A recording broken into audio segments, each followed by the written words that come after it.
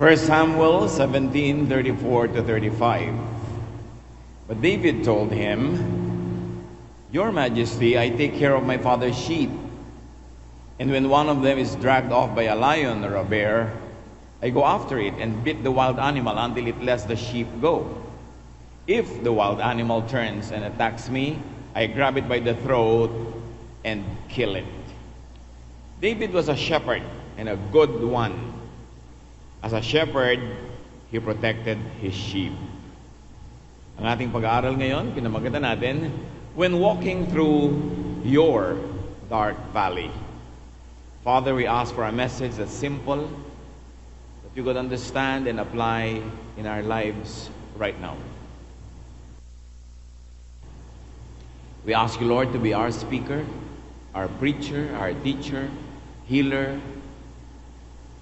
Teach us to follow in your ways, so we may walk through our valleys in triumph, in victory, and with joy. We commit this time to you, Father, asking you to heal, to empower, to guide us. In the name of your Son, Jesus, we pray with thanksgiving. Amen.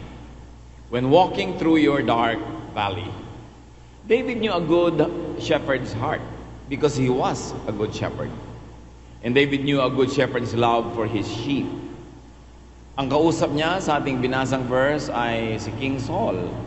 Sinasabi sa kanya, kaya mo bang maglingkod? Kaya mo bang maging magandang mahusay na kawal? Nagsabi niya, bilang isang pastol, bilang isang tagapag-alaga ng tupa, pag ang mga tupa ko ay inagaw ng mga leon, sinusundan ko. At binubugbog ko ang mga leon na ito hanggang ibigay nila at ibalik sa akin ang aking mga alaga. At kung di nila gagawin yon at ako man ay sa kalakayan nila, ay pinapatay ko sila. Ganon siyang uri ng shepherd na itataya ang kanyang buhay upang mabawi mula sa pagkahuli ng mga leon ang kanyang mga alaga. Siya ay isang mahusay na shepherd. Kaya alam niya rin kumilala, kumilatis, sumuri ng mga shepherd kung sino ang mahusay at sino ang hindi. Meanwhile, sheep are easily confused, lost, scared, victimized by predators or thieves. Kung gaano kinahusay-husay ng shepherd, yun namang mga tupa, malilimutin ang daan. Pag marami sila at nakakaligtaan ay lumiliko dito, nawawala, madaling matakot. Kaya madali silang manakaw ng iba, madali silang mapasunod ng iba, o kaya ay mahuli ng mga hayop na sumasalakay. And people are like sheep. Kaya napakaganda ng mga imagery, ng mga symbolisms sa Bible when people are compared to sheep. With deep knowledge on the intimate relations between sheep and shepherd, David calls God the Good Shepherd. Dahil siya ay shepherd, alam niya kung ano ang qualities ng shepherd, kaya ang tawag din niya sa Diyos ay shepherd. In reading Psalm 23, we liken ourselves to David, the good shepherd's sheep. Ang Psalm 23 ay napakainam basahin both as a declaration of faith.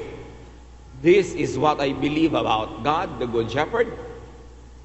And it is also very good to read as prayer. That this is what I am praying that would happen. So pagka binabasa natin ang Psalm 23, makiisa tayo sa declaration na ginawa ni David kung ano ang paniniwala niya tungkol sa Diyos bilang pastol. At kung ano rin ang dalangin niya na maganap dahil ang Diyos ang pastol. You, Lord, are my shepherd. I will never be in need. You let me rest in fields of green grass. You lead me to streams of peaceful water, and you refresh my life. You are true to your name, and you lead me along the right paths. I may walk through valleys as dark as death, but I won't be afraid. You are with me, and your shepherd's rod makes me feel safe. You treat me to a feast while my enemies watch. You honor me as your guest, and you fill my cup until it overflows. Your kindness and love will always be with me each day of my life, and I will live forever in your house, Lord. Isang deklarasyon ng paniniwala ni David tungkol sa Diyos na nakabase sa kanyang naranasan na tungkol sa Diyos bilang pastol, at isa ring panalangin na naway maganap at patuloy na maganap at malubos ang pagkaganap dahil sa kanyang paniniwala tungkol sa Diyos. Kung iisa-isahin natin, napakainam at napakakapakipakinabang. Psalm 23:1, You, Lord, are my shepherd.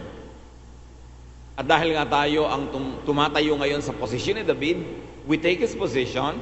God is our shepherd. Our caretaker and caregiver, our protector, companion, friend.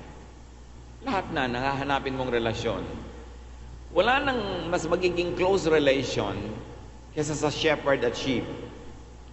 Dahil ang shepherd, pag dinala niya ang kanyang mga tupa mula sa kanilang main house, maglalakad na sila ng maglalakad sa mga ilang, mga kabundukan, at patuloy lang naman ang kanilang layunin ay makahanap ng mga damong makakain ng tupa at mga ilog, sapa, maliliit na batis, o kaya ay mga naipong tubig dahil sa isang ulan para makainom ang mga tupa. At hindi sila bumabalik sa kanilang tahanan matapos ang napakaraming araw. Kaya ang magkasama lang ay ang tupa at ang shepherd. Na pinapangalanan ng shepherd ang tupa ng by name. Kahit akala natin magkakamukha yung mga tupa, yung tunay na magaling na shepherd, na sisinon niya kung alin ang bawat isa doon at may mga pangalan yon. Yun ang kausap niya, kaulayaw, kasama, araw, gabi. At kung nagpapahinga sila sa gabi ay binabantayan. At kung naglalakbay sila, lalong binabantayan dahil pwedeng salakayin ng mga hayop, mahulog sa bangin, matapilok o maligaw kung marami mga halaman o gubat. Close na close ang relasyon nila. Kaya sabi ni David sa Diyos, You are my shepherd. At yun din ang sinasabi natin, dinedeclare at dinadalangin that God is our shepherd. Ganon tayo ka-close. Kahit saan tayo pumunta, kasama yung shepherd, shepherd pa nga ang nangunguna. At sabi niya, I will never be in need. Magandang declaration ito at panalangin kasi sa disyerto, kuminsan pag hindi umulan ngayong gabi at naipon yung tubig sa mga lambak-lambak ng matitigas na bato, bukas walang maiinom ang mga tupa, humanap man ang humanap. Meron ng mga mumunting batis na madalas naman ay tuyo dahil nga disyerto ito. Kaya yung para sabihin mong, I will never be in need, is both a declaration of what you already know, how good God is as shepherd, and it's also a prayer that I will never be in need. What sense of security when you declare that about God and when you also pray for that based on what you know and what you believe in God. Our needs will always be met and provided for because of who the shepherd is. And this early, it is very fruitful for us to position ourselves as sheep at ang Diyos ang ating shepherd. Di ba laging ganyan man ang concern natin? Needs. Paano kaya kami magkakabili nito? Paano kami magkakapera? Paano ako gagaling? Sino mag-aalaga sa akin? Sino magpo-protect sa akin? Sino makakasama ko ngayong nalulungkot ako pagdating ng panahon? Sino ang aking maaasahan? Laging meron tayong ganong need. Hindi lang yung makakain, hindi lang yung maiinom, kundi yung mga emotional and psychological and spiritual needs natin. At sabi ni David, You are my shepherd. At napakainam na yan din ang gawin nating prayer at declaration. Lord, You are my shepherd. And because You are my shepherd, I will not be in need. Tupa ako, ikaw yung pastol, napakahusay mong pastol, bakit ako laging mag-aalala? Psalm 23, 2-3, You let me rest in fields of green grass. You lead me to streams of peaceful water, and You refresh my life. Hindi lamang sila pinahihiga ang tupa sa basta na lang batong matigas, malamig, o kaya ay basang lupa, kundi parang may mga alpombra, parang may carpet pa na damo ang pinahihigaan sa tupa ng magaling na pastol. Pinipili niya yung magandang lugar, may mga damo-damo, may kutsyon ka pa, maganda pa sa tingin, at pag nagutom ka, kakainin mo na yung damo. At natatakot ang tupa sa maingay at mabilis na agos na tubig, kaya sabi niya, you lead me to streams of peaceful water. Hindi kasi nakakainom ang tupa sa mga ilog na umaagos, kailangan payapa yung tubig. At sabi niya, yan ang tubig na pinagdadalhan mo sa akin. In other words, God as shepherd does not only provide the basics, He also adds thoughtful, pleasant details. At ganun tayo sa buhay. Maraming ibinibigay sa atin ng Diyos, hindi lang basic. Kasi kung basic, dapat pagkain lang, wala nang lasa. Hindi na kailangan masarap, basta laman tiyan. Dapat inumin na lang, pero may mga flavor pa, mayroon pang temperature, may timpla pa, inilalagay mo pa yung pagkain sa magandang plato. Maraming detalyeng idinadagdag ang Diyos na kung hindi natin iisa-isahing i-appreciate, ay mababaliwala. So, declare that God is like this and pray that God will be like this all the days of our lives. Psalm 23:3, you are true to your name and you lead me along the right paths. To be led along the right paths is very important, especially in the desert. Pag sanga-sanga ang landas at mali yung pinuntahan mo, ang tagal-tagal-tagal bago mo ma-realize na mali yun, yung pala papunta lang yun sa kawalan, papunta lang yun sa bangin, patungo yun sa lugar na wala naman pala katubig-tubig, walang kadamo-damo, at bumalik ka man doon sa pinanggalingan mo, namatay ka na sa gutom at uhaw sa tagal ng pagbalik. Kaya napakahalaga na may decision ka, tamang path. At sa buhay natin, ganun tayo. Ang daming mga intersections ng buhay na kailangan tama ang pinupuntahan mo, nililikuan mo. Pagka pupunta ka sa isang course na mali, 2 years na bago mo ma-realize, saka ka pa ngayon babalik at magsiship. Ang daming sayang na oras. May mga nagkakamali ng pinipili ng partner sa buhay. May mga pinipili ng mga desisyon na mali. Ang daming error, ang daming erasures, ang daming repeat ng buhay. Sayang ang panahon. Kaya sabi, kung Diyos ang iyong kasamang shepherd, He leads you in the right paths, not the wrong paths. Sa iyong decision making, kasama ang Diyos. Sapagkat nakakausap tayo ng Diyos kung tayo'y makikinig. Makakaiwas tayo sa napakaraming mga pagkakamali. Psalm 23 is about walking through life led by the shepherd. And it is a prayer on how life could and should be led if the shepherd, God Himself, is leading us. And if we follow the leadership of God. The shepherd leads, but the sheep should follow to stay protected and cared for. Bakit kailangan siyang sumunod? Kasi kung minsan mayroong mga landas na napakakitid sa gilid ng mga matatarik na bangin na hindi pwedeng dala-dalawa ang tupa na sabay, isa lang ang pwede dahil makitid, mahuhulog ka na sa bangin. Yung shepherd nasa kauna-unahan yon o nasa kaduluduluhan noong linya. Siyempre, paliko-liko ang terrain, ang bundok. Merong pwedeng hindi sumunod, hindi na kita lang shepherd yon. Pwede kang biglang lumiko, yung pala, nahulog ka na sa bangin. Kaya dapat, hindi ka lang nangunguna ang shepherd, willing ka ring sumunod. Kahit hindi ka nababantayan, binabantayan mo yung sarili. Ang gagawin mo lang naman, susunod ka doon sa tupang nasa harap mo, susunod siya sa nasa harapan niya, dahil ang pinakakaharap-harapan ay yung shepherd, tama ang magiging landas na dadaanan mo. Hindi umiimbento ka ng mga kuno-ano, at alam mo na nandun sila, lumiligo ka pa, mapapahama ka nun sa buhay. Pag dinibdib natin yung mga laman ng Psalm 23, ang dami-daming mga sorrows and pains and mistakes and errors that could be avoided or minimized. Psalm 23:4, I may walk through valleys as dark as death, but I won't be afraid. You are with me, and your shepherd's rod makes me feel safe. Kung nasa pagitan ng dalawang matatarik na bundok, dalawang matatarik na bangin sa kaliwat kanan, at yung landas ay nasa baba noong libis o valley, ano ngayon ang mangyayari? Napakadilim siyempre. Tumatama lang ang araw doon sa ganung mga valley pagkatanghalian ng tapat at high noon.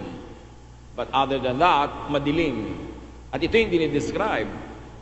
Pwede ako maglakad sa mga libis na napakadidilim. halos kasing dilim ng kamatayan. Pero hindi ako matatakot dahil tinitingnan ko pa lang yung pamalo na hawak mo, feeling safe na ako. Dahil bakit ganon? Kasi may hawak na pamalo, matigas na tungkod itong shepherd, yun ang kanyang sandata laban sa mga sino mang sasalakay sa kanyang alaga. Maging ang sasalakay ay mga mababangis na hayop o kaya ay mga tulisan o mga magdanakaw na mga tao. So, the rod is also for the sheep's guidance. Kasi oras na may mga lumiliko sa mali, tinatapik yun ng rod, hinihila ng rod, napapalagay ka sa tama. Medyo masakit, pero itinatama ka, mas mabuti yun kaysa hindi ka itinama at ang sakit ay mas malaki sa bandang huli. So there is safety in the shepherd's rod. At kung tutuusin, ang equivalent ng shepherd's rod sa atin ngayon is God's Word and the guidance of the Holy Spirit. Ipinoprotect niya tayo sa mga mali dahil tayo nakakapagdesisyon ng tama. Following the shepherd does not mean that there would be no dark valleys to pass through. And this is the heart of this song. Hindi, kung sumusunod ka sa shepherd, hindi ka na mapapadaan sa madidilim na mga valleys. Following the Lord does not exempt you from passing through very dark valleys, going through life's difficulties. Life's journey should be expected to pass through all types of terrain, even though you are following God. Meron mga nagsasabi, naging maka-Diyos naman ako, sumusunod naman ako sa Diyos, nagba-Bible study ako, pero bakit dumadaan pa rin ako sa ganitong hirap? Kasi, sinabi na nga sa Psalm 23, ang shepherd ay ang Panginoon, pero dumadaan pa rin sa dark valley. But never forget that it is just a passing through. The dark valley journey is only momentary. Napakahirap lang habang dumadaan ka, kaya ang dapat mong tingnan ay yung dulo noong libis na yon, nung valley na yon, para ka ganahang maglakad kahit sa dilim. Kahit kumisay natatapilok ka, parang ang daming panganib. The dark valley is just like a short tunnel. Life has some very dark spots. But these dark spots are just tiny dots in an otherwise long and beautiful line. Pag dumadaan tayo sa hirap, huwag tayo masyado magdrama, huwag nating i-exaggerate, huwag natin sabihin, puro hirap lang ang buhay ko, puro hirap lang ang buhay ko, dahil hindi yun totoo. Kasi kung totoong puro hirap lang ang buhay mo, dapat hindi ka nabuhay ngayon. Mga tuldok-tuldok lang yon. Mumunting mga tuldok sa isang linyang napakahaba na puno ng ibang makukulay at magagandang tuldok din. Do not over-dramatize it when you're going through your valley. Everybody goes through that. Psalm 23 tells us that even though the shepherd, the Lord, our God, leads you, He will also allow you to pass through such valleys. But the important thing is, He is leading your journey through that valley. So it is not the valley that counts, but the shepherd that leads the walk through it. Darkness was feared in many ancient cultures. Darkness was associated and equated with danger and even death. But God is light. Jesus is light. And the light overcomes darkness. Bumibigat ang ating pakiramdam, dumidilim ang ating paningin at ang ating pananaw kung ang tinititigan natin ay yung dilim, hindi yung liwanag.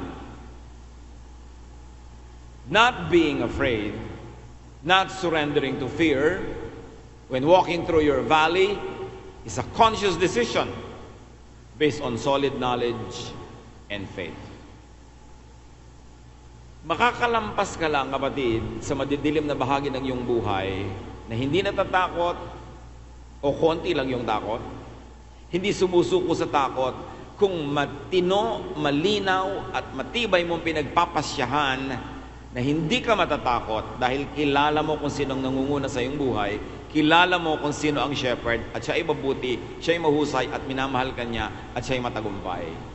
You have to make a conscious decision not to be afraid. Because the moment you don't make that decision, automatically you will become afraid. Dapat malinaw na iniisip mo, dadaan at dadaan ako, dumadaan ako ngayon, o dadaan ako in the future, pero pag nangyayari yon, hindi ako sa dilim tititig, kundi sa liwanag ng shepherd na nangunguna sa akin. Hindi ko iisipin na sobra naman ang buhay, napakahirap dahil marami na rin naman akong pinagdaan ng hindi ganun at lalampas ako dito. At bakit? Because I declare and I pray that God is my shepherd. That shepherd is ever present. Kahit gaano kalalim yung valley, kahit gaano kadilim, kahit gaano kahirap, nandun yung shepherd mo. That shepherd is leading the walk and ready, willing, and able to protect the sheep. So know the shepherd.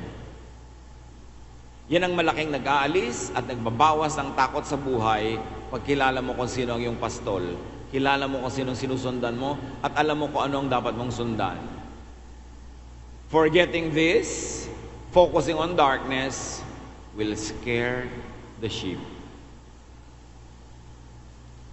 Sheep who go through dark valleys and get overtaken by fear could actually have forgotten about the shepherd. Or could have not followed the shepherd and got lost. Or who did not follow close enough. So dapat natin suriin ang buhay natin. Matatakotin ba ako? Natatakot ba ako? Bumibigay na ba ako? Nawawala na ba ako ng pag-asa? Ano kaya? Hindi kaya ako sumunod sa aking shepherd? Kaya ako nalagay sa ganitong kalagayan? O sumusunod ako pero ang layo-layo na tuloy, hindi na ako makahugot ng lakas mula sa Diyos kasi ang layo ko naman kung sumusunod. It's important. Sheep who go through dark valleys and get overtaken by fear could actually have been overwhelmed by the darkness and the stumbling blocks along the way. Mas pinalaki niya yung problema kaysa yung shepherd na solution. Ano ba ang malaki at maliit? Wala. It's only a matter of perspective. Napakaliit ng butil ng bigas, pero tanungin mo ang langgam, ang laki nun. So ano ba ang maliit at malaki? Ano ang maliit at malaking problema? Ang size ng problema, ang size ng kadiliman, ang size ng hirap sa buhay is determined by the size of your faith in your shepherd. At kung malaki ang iyong padiniwala, ang iyong pananalig, anumang problema, anumang hirap ay lumiliit. Dahil mas malaki ang tingin mo dun sa Diyos na nagbibigay ng solusyon, Diyos na nagmamahal sa atin, at Diyos na nagbibigay sa atin ng guidance. Kaya pag ang laki-laki ng tingin natin sa mga problema, mag-review tayo mga kapatid, baka naman nalibang tayo at lumiit ang tingin natin sa Diyos. Lumaki tuloy ang tingin natin sa kadiliman. Psalm 23:5, you treat me to a feast while my enemies watch. You honor me as your guest. It's important to understand the tradition of desert dwellers.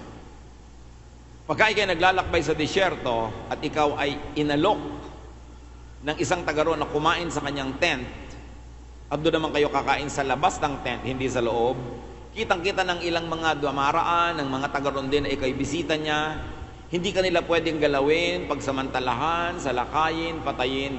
Kasi pag pinakain ka ng isang taga-disyerto, ibig sabihin, itinuturing kanyang mahal na kaibigan at esteemed guest at walang makagagalaw sa iyo na hindi dadaan sa ibabaw ng kanyang malamig na bangkay. Ipoprotect ka niya. So pag sinabi mong, you Lord, serve a feast before me while my enemies watch, ibig sabihin, sinasabi ng Panginoon, walang pwedeng gumalaw dito sa aking pinapakain na ito. Ibibigay ko ang aking buhay sa Kanya at ipagtatanggol ko siya. What a great declaration of faith in the Lord. Based on the traditions of the Bedouins, the desert dwellers. And of course, this means protection. With you, as my shepherd, I have protection. Psalm 23:5, and you fill my cup until it overflows. Sa modern times, ang tingin natin, pagsasayang, na lumiligwak, lumalampas na sa bibig ng lalagyan yung tubig. Pero sa Eastern traditions, lalo sa desert, when they serve, it overflows. Ibig sabihin, mataas ang pagtingin sa iyo, mahal na mahal ka, hindi ka minimenos, hindi ka ginejeta, malami binibigay sa iyo. At ang sinasabi lang dito ng psalmist is that God has abundant generosity. Pag nagbibigay ang Diyos, hindi kulang. Sobra. At pag nakukulangan tayo, dapat tayo mag-isip-isip, paano ba tayo magsukat? Kasi sinabi na sa atin na ganun siya magbigay, lampas-lampas pa. Baka mamaya ay mali tayong gumamit, kinakapos tuloy, o baka hindi tayo thankful enough, lumiliit tuloy yung dating ng mga blessing, but God has abundant generosity. And because of that, the shepherd should have no fear should not fear thirst or hunger or dissatisfaction. This is also a declaration of faith. At pag lagi mong inulit-ulit sa iyong sarili at talagang lubos kang naniniwala, yan ang matutupad sa iyong buhay. Because as you pray, as you ask, as you seek, you will find. Pero yung iba, puro reklamo sa buhay. Kaya tuloy ang nangyayari, puro problema yung buhay. Laging nagre-reklamong kulang, ang nangyayari tuloy kulang. Pero kung lagi mong sinasabi, pinaniniwalaan, idinedeclare, pinapanalangin that God is abundant, then you will have abundance. Sinabi na ng Panginoon, ask and it will be given to you. Seek and you will find. Knock and the door will be open to you. But what do you ask for? It is important to analyze our declarations. What people declare usually happen. Psalm 23:6, your kindness and love will always be with me each day of my life, and I will live forever in your house, Lord. Ang laging iniisip natin na house ng Lord ay temple, ang house ng Lord ay heaven, pero kung yung Lord dito i-declare as shepherd, ang house ng shepherd ay yung tinataguan, kinukublihan, kinakanlungan ng mga tupa pag sila'y nasa disyerto. Pagka mga tupa ay naglalakbay sila sa mga disyerto, anong gagawin nila paggabi? Saan sila matutulog? Saan sila magpapahinga? Naging kaugalian ng mga taga-disyerto na merong mga, sa kalagitnaan ng mga kadawagan, ay merong parang mga binakuran na mga lugar. At nakakita ko ng mga ganito kahit sa Africa. Dahil marami din dong wild animals. So merong mga lugar na binabakuran nila ng mga siit, mga tinik, mga kahoy, mga bato, bilog na bakod. At pagka ang mga hayop ay inaabot ng gabi, doon sila tumutuloy. May bantay ang gate nun, may apoy sa gitna, para ang mga hayop at ang mga taong nagbabantay ng hayop ay hindi ginawin, at para hindi sila pasukin at salakayin ng mga bababangis na hayop. And this house of the Lord could be that.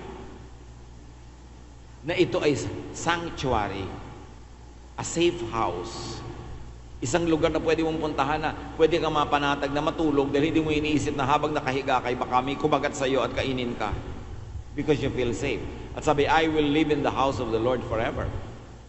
Of course, it can also mean that the house of the Lord is an eternal place where the believers will be forever. But in the context of the song, it is this kind of house. Kindness, love is half of what people really need. Kasi sabi, your kindness and love will always be with me. Mga kapatid, pag may kindness and love na dumarating sa iyong buhay, halos kalahati na ng lahat ng kailangan mo sa buhay, yun na. And then God gives kindness and love. And God is the one that gives perfect love. So, kalahati na, puno ka na. Konti na lang kailangan mo. And the shepherd's house gives that need. The sheep pen, which means safety. Safety, security, peace, could be the other half of what people really need. Pagka minamahal ka na, inaalagaan ka na, tapos meron ka pang lugar na safe, ano pang gusto mo sa buhay? That's why people find completion, people find happiness, contentment in God. When God is their first love, and when they prioritize the shepherdship of God in their lives, they are secure, they are provided for, they are loved. Ano pa ang kulang sa iyong buhay? John 10:27-29. My sheep know my voice, and I know them. They follow me, and I give them eternal life, so they will never be lost. No one can snatch them out of my hand. The Father gave them to me, and He is greater than all others. No one can snatch them from His hands. What a great sense of security when God is your shepherd. And Jesus says, I love my sheep, I take care of them, no one can snatch them out of my hand. At lalong-lalo namang hindi pwedeng agawin mula sa kamay ng Ama yung kanyang mga inaalagaan. All other perceived needs, longings, and attachments are illusions. Ano ba talaga ang kailangan ng tao? Bakit ang daming mayaman, hindi kontento? Although meron ding kontento. Bakit merong maganda, hindi pa rin kontento sa kagandahan niya? Bakit meron namang may asawa, may anak, may apo, may biyanan, kumpleto ng tao sa buhay niya, hindi pa rin kontento? Bakit very successful na, ang dami nang narating, ang dami nang na-accomplish, hindi pa rin kontento? Kasi hindi naman talaga yun ang nagpapakontento sa buhay. Ang nagpapakontento sa buhay ay yung alam mong may nagmamahal sa'yo, mahal ka. Kaya kahit nagdidildil ka ng asin, kung sinusubuan ka naman itong si Bogart, enjoy ka na. Kahit daliri na niya yung ulam mo. Kahit na nakahiga ka sa banig at nilalamok-lamok ako, may kasiping ka naman nagmamahal sa'yo, di ba happy ka na? Lalo naman pag naisip mo na ang Diyos ang nagmamahal sa'yo, bakit ka pa hindi magiging happy? Kahit anong kalagayan mo sa buhay. Happiness is not having these things. Happiness is having God as our shepherd. Kaya maraming kasinungalingan ng buhay, yung kailangan mo na kahit 70 anyos ka na, mukha kang 20 anyos para ka sumaya, hindi yun totoo. Kasi yun ang totoong 20 anyos, hindi masaya. Ikaw pang nagmumukhang 20 anyos lang. Wala doon. Wala sa dami ng bag, wala sa dami ng mga ganito at ganon, kasi ang dami nga nagpapakamatay kung sino pa yung napaka matatawag na successful. So pag sinabi na, my shepherd gives me food, my shepherd gives me shelter, my shepherd gives me what I need, dapat masaya ka doon. At yung shelter na yon, yung food na yon, hindi lang physical, spiritual and emotional food that comes from knowing that you are loved by God. Kaya yung iba makukontento. Paano ako makukontento? Hindi naman ako mayaman. Bakit? Sa pagyaman ba ang contentment? Ang taong minamahal ay masaya. Kaya lang iba sabay, wala namang nagmamahal sa akin. Nakalimutan mo na ba kung sino shepherd mo? Ang Diyos. Akala mo yata kasi ang shepherd mo yung kung sinong tao, kung sino yung gusto mong maging papa, maging mama. Kaya tuloy pag iniiwan ka ang lungkot-lungkot mo, pero iniiwan ka ba ng Diyos? Kaya sabi, you are always with me. Your rod, your staff, they comfort me. I shall never be in want. So pag nag-focus tayo kung sino talaga yung shepherd, dumating at umalis ang tao, mabuhay at mamatay ang mga tao sa paligid natin, tumaas at bumaba ang ating savings account, humirap o yumaman ang ating economy, merong kang isang hindi natitinag na kaligayahan because the Lord is your shepherd. And when we realize that, we will have peace. Kaya sabi niya, I shall dwell in the house of the Lord forever. Kaya dapat talaga inuuna yung Diyos. Pag nauna yung Diyos, yung iba, dekorasyon na lang. Yung Diyos ang malaki. Pagka hindi mo inuna yung Diyos, inuna mo yung mga maliliit na mga bagay, wala nang space para sa Diyos. Yan ang sinasabi ni Solomon na vanity or meaningless. Si Solomon, pinakamayamang naging hari, pinakamatalinong naging hari, naangkin niya ang lahat ng gusto niyang angkinin, nakuha ang gusto lahat ng kuhanin, nalaman ang lahat ng gustong alamin. Pero sabi niya, walang katuturan ang lahat. Kaya pag may mga kasalubong siya na nagpapakahirap, nagpapakamatay o pumapatay para mayumaman o para tumalino o para sumikat, sabi niya, bumalik ka na. Papunta ka pa lang, pauwi na ako. Walang kwenta yung pinupuntahan mo. Sabi niya, the end of the matter is this: fear God and obey His commandments. That is the secret of a life that is full. Hindi yung puro paghahangad ng kung ano-ano, having, possessing, winning. Joy is not there, sabi ni Solomon. At qualified siya, hindi siya sour graping, hindi naman kasi yumaman, kaya sinasabing wala namang kwentang mayaman. Maraming ganun walang kwenta yung kayamanan. Bakit yumaman ka na ba? Para mo malaman. Pero si Solomon na kanya na lahat, sabi niya, vanity, vanity, vanity. Meaningless, meaningless, meaningless. And Psalm 23 reflects that. It's not really just about shepherd and sheep in the desert. It's about God being our shepherd in the desert of life. Na pag nakita natin na tayo yung tupa, dumadaan tayo sa mga valley, huwag kang panghinaan ng loob, huwag kang bumigay, kasi may shepherd ka. Hindi ka nag-iisa at alam niya kung saan kayo dumadaan kasi dinaanan na niya. At kung dinaanan na niya, siyang nangunguna sa iyo, walang sala na ikaw ay makakalampas. These empowering, comforting, and assuring thoughts should fill the sheep's mind when going through dark valleys. Could anybody here be going through a dark valley? Don't focus on the darkness. Focus on the light. Jesus is the light of the world. Hindi siya natatalo ng darkness. Pag darkness ang inisip mo, that will be fear. And therefore, you will only be sad. What people think of, focus on, is actually what they pray for, what they believe in. And it is what would likely happen or would feel like happening. Pag wala tayo nito, wala tayo noon, wala tayo nito, alam nyo ba na prayer yon? Sabi ng langit, ay wala pala sila noon. Pero bakit meron? Tanggalin natin dahil sabi nila wala eh. Di wala. Prayer mo yan. Ask and it will be given to you. Ang anak ko walang kwenta, anak ko walang kwenta, asawa ko walang kwenta. Uy, walang kwenta daw ang asawa nito. Di ba may kwenta naman? O tanggalin natin ang kwenta. Total, yan ang prayer niya. Walang kwenta. Every pronouncement, every declaration you make is a prayer. Hindi mo kailangan sabihin, this I say in Jesus' name para maging prayer yon. There is power in the spoken and the unspoken word. Your thoughts are prayers. So what are you thinking of? Pag ang tao walang inisip na may sakit ako, may sakit ako, may sakit ako. Oy, may sakit daw to. Lagyan ng sakit ito. Yun ang prayer niya eh. Kaya dapat iniisip mo, gagaling ako, naniniwala ako. At hindi naman inuuto mo yung sarili mo. Dahil naniniwala ka, napapagalingin ka ng Diyos. At hindi laging sakit ang iniisip mo. O nakita kita mga tao, anong blood pressure mo, gano'ng kataas ang sugar mo. Puro sakit, dapat sakit society. Hindi ka na makarinig ng pag-uusap ng mga magaganda. Puro ang anak ko, maliit magpadala. Puro reklamo, uy maliit daw magpadala anak, liitan pa. Hindi marunong pumuri sa Diyos, hindi marunong magpasalamat o magsabi ng mga positive, puro reklamo. Meron nga dati ang mga marami ha. Marami kong kilalang ganito. Ang daming binigay ng Diyos sa pera. Yung darating sa iyo, sabihin, walang-wala nga kami. Walang-wala kami. Sa takot siguro mautangan.